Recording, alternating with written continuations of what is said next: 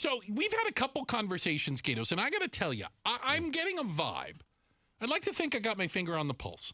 I'm getting a vibe that more and more parents are coming to the conclusion that cell phones might be worse for their kids than they even thought they were. Yeah. I mean, really, if you want to look at it, cell phones, they're the new smoking. Remember when our parents were trying to make sure when we were teenagers, hey, listen, somebody offers you a cigarette, you say no. Just say no.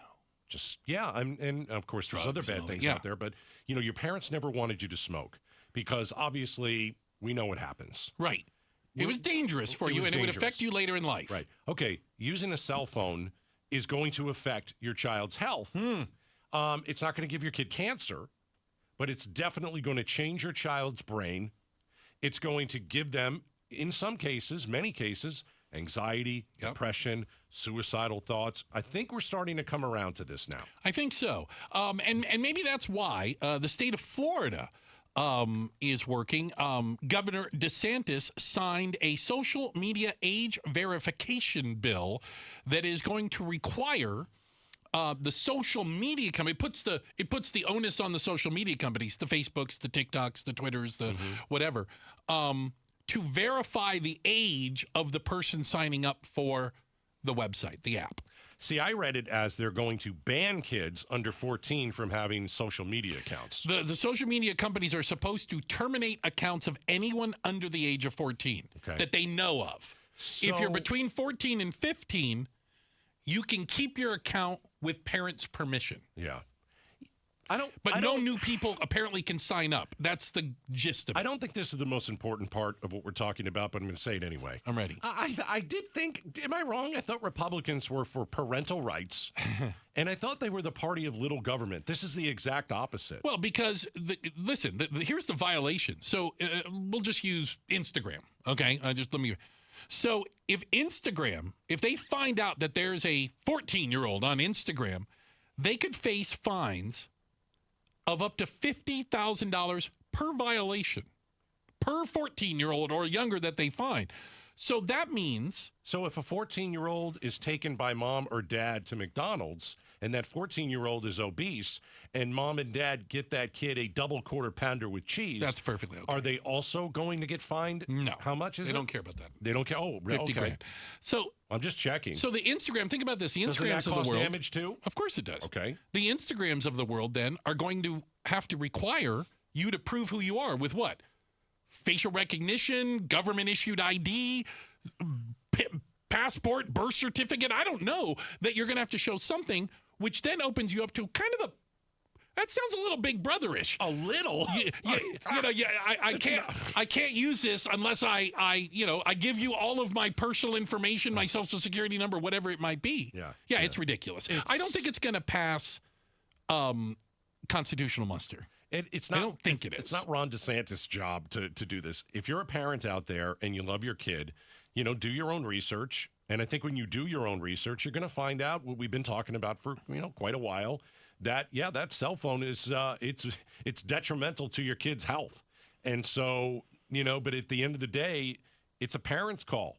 Well, I was going to say, this is another of these laws out there. And you talked about the obesity, taking your kid to get double Big Macs. Right. How do you legislate parenting decisions? You shouldn't. And I agree that you shouldn't, because this is basically a parenting decision. Because what you're going to do is there are going to be parents who don't care that their 13-year-old is on Facebook.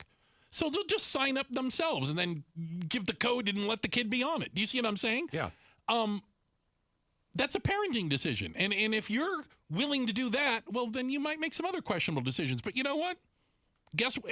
Until you break the law, But I do want to give Florida a little bit of credit. I think they at least acknowledge it's a problem. And I think like a lot of folks, they're trying to figure out how do you deal with it. So they're going to force parents to do things that most likely is going to, go to court, and this thing is going to be, dead on arrival. I don't disagree. I don't think this passes First Amendment muster at all by any stretch. So yeah, there is definitely an issue with this. But would you agree? How then do you address this? Is it just a matter of education? Do more parents of preteens and teens need to understand kind of what these screens, what social media, what these phones are doing to kids, how they're becoming so insular, how they're inside, how their life involves whatever they see on that screen. Their life is judged by their social media presence, the likes they get, the number of friends they have, etc. Like, it's a lot of pressure. Yeah. Parents always want to figure out what type of parent they're going to be, right? Are we going to let our kids do this? Are we going to get our kids involved in that? Are we going to push our children to go, to this sport? If our kid is unhappy, are we going to try and make them happy? Or are we just going to allow them to feel what they feel? There's a ton of different ways to become parents, or to become the parent that you want to be. And parents, before they have kids, they're all researching what they did. They all thought about what they did in the past, or as a child, how they were raised. But I think the obvious thing is that this cell phone is very harmful, and it all depends on age. And most experts are saying, I think, cell phone at 14. 14 for a phone. Social media at 16. Yeah, the brain, the development of the brain is what that is based on. But I don't see this as radically different, and I don't think it's a good idea, as an example, than having an age for cigarettes or alcohol. If parents are going to let the kids smoke Camels, or mom and dad are going to buy beer for them on the weekends and they're not 21, well, your laws they don't work. I mean, this comes down to parenting decisions. Yeah, it's too big, brother. And it comes from a Republican state. But, we were all those years ago, we were worried about cell phones. Oh my gosh, could I get brain cancer? Remember? I'm putting it up to my ear. How many times did you get an MRI? Don't lie. None.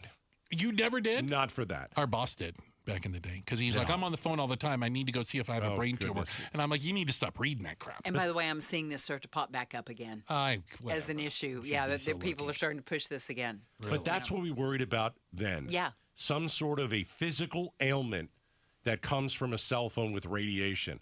And what we're finding out is that's not the worst thing that can happen. By far. By far. I mean, we have kids that are not going out and meeting other kids. They're sitting in their bedroom on their phone all day. Very little human connection. There's no connection whatsoever, and that's harming our kids. It's going to have to be a generational change, though, don't you think? Like this generation, when they grow up, they're going to go, yeah, that happened to me. I was on my phone all the time. We got to stop this. I'd argue it probably has to get better before it gets worse, sadly, knowing how we can deal with things. Have we put crisis in front of this yet? Thanks for watching Outspoken with Bruce and Gatos. Tap to watch more from KTAR News and click the button in the middle to subscribe.